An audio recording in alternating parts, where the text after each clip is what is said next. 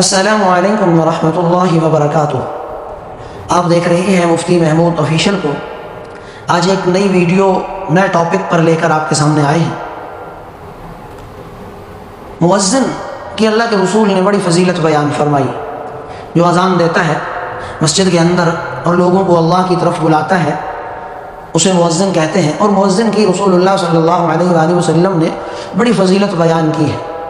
مؤذن اللہ کا بڑا برگزیدہ آدمی ہوتا ہے جو اپنی ساری مصروفیات کو ترک کر کے سب سے پہلے مسجد میں آ کر ہر نماز کے لیے لوگوں کو بلاتا ہے، جو ہر نماز کے وقت اللہ اکبر کہتا ہے، جو لوگوں کو بلاتا ہے کہ آؤ حی علی الفلاح، آؤ فلاح اور کامیابی کی طرف، آؤ فلاح و فوز کی طرف، جو لوگوں کو بلاتا ہے حی علی الصلاۃ،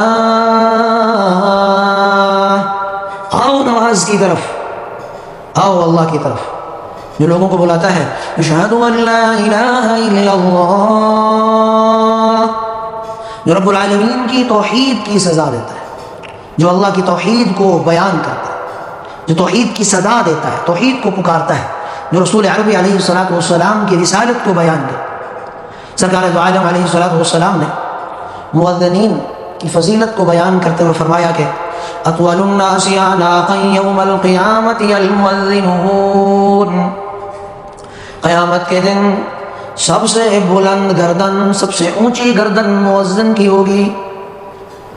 مؤذن کی گردن اللہ کے دربار میں میدان حشر میں سب سے بلند ہوگی۔ اذان دیتا ہے نا، اللہ کی طرف بلاتا ہے تو اللہ مقام ہی عطا فرمائے۔ بعض محدثین فرماتے ہیں کہ یہ حقیقت پر محمول ہے اور جسمانی ساخت کے اعتبار سے مؤذن کو بڑا بنایا جائے گا اور اس کی گردن بلند ہوگی۔ اس کے علاوہ بعض مفسرین یہ بھی فرماتے ہیں کہ مؤذن کی گردن بلند ہونے کا مطلب یہ ہے کہ اللہ کی رحمت اس کی گردن کے اوپر ہوگی، اس کے سر کے اوپر ہوگی، سایہ کیے ہوئے ہوگی، اور وہ شخص اللہ کی رحمت کے اندر ہوگا۔ بعض محدثین یہ بھی بیان کرتے ہیں کہ گردن کے بڑا ہونے سے، اطول الناس، گردن کے طویل ہونے سے مراد یہ ہے کہ اللہ اس شخص کی شان کو بڑھا دیں گے، اللہ اس کے مقام کو بڑھا دے گا۔ جیسے ہم کہتے ہیں اپنی زبان میں کہ فلاں شخص سر بلند ہو گیا۔ کیا مطلب ہے اس کا؟ یہ مطلب نہیں ہے کہ اس کا سر پہلے یہاں تک تھا تو اب یہاں ہو گیا، مطلب وہ عزت اور مقام میں بڑھا دیا گیا، اس کی عزت بہت زیادہ، اس کا مقام، اس کا احترام بہت زیادہ ہے، اس لیے وہ سر بلند ہے۔ اب اس میں ایک دو مسائل بھی سن لیں۔ بعض جگہ پر وہ ایسے اختلافی مسائل بن جاتے ہیں اور وجہ نزاع بن جاتے ہیں، لوگوں کے درمیان ہاتھا پائی بھی ہو جاتی ہے، لڑائی بھی ہو جاتی ہے، رنجشیں اور قدورتیں بھی ہو جاتی ہیں۔ دراصل بات یہ ہے کہ جس مسجد میں مؤذن مقرر ہو، یعنی مؤذن کی جاب ہو، وہاں وہ اذان دینے کی خدمت دیتا ہو اور معاوضہ لیتا ہو، تو اس جگہ پر اذان بھی مؤذن ہی دے گا، اس کے علاوہ کوئی دوسرا شخص اذان نہیں دے سکتا۔ ہاں مؤذن وقت سے پہلے آتا ہے، آ کر اذان دیتا ہے۔ ہاں مؤذن جب کسی کو متعین کر دے کہ آپ آج اذان دیں میری جگہ پر، یا کوئی شخص مؤذن سے اجازت لے کہ میں اذان دینا چاہتا ہوں، تو ایسی صورت میں وہ اذان دے سکتا ہے۔ لیکن مؤذن کی اجازت کے بغیر، اس سے پوچھے بغیر یا اس کو بتائے بغیر آ کر آدمی اذان کے لیے کھڑا ہو جائے، یہ درست عمل نہیں ہے، نہ مناسب عمل ہے۔ اسی طرح جس نے اذان دی، جس مؤذن نے اذان دی، اقامت بھی وہی دے۔ رسول اللہ صلی اللہ علیہ وآلہ وسلم نے فرمایا من اذن فہو یقیم، جو اذان دے وہی اقامت بھی کہے۔ ایسا نہیں ہے کہ اذان ایک دے اور اقامت کے لیے دوسرا آ کر کھڑا ہو جائے اور وہ اقامت دے دے۔ ہاں اگر اقامت بغیر اجازت کہہ دی تو اقامت ہو جائے گی، لیکن یہ عمل درست نہیں ہے۔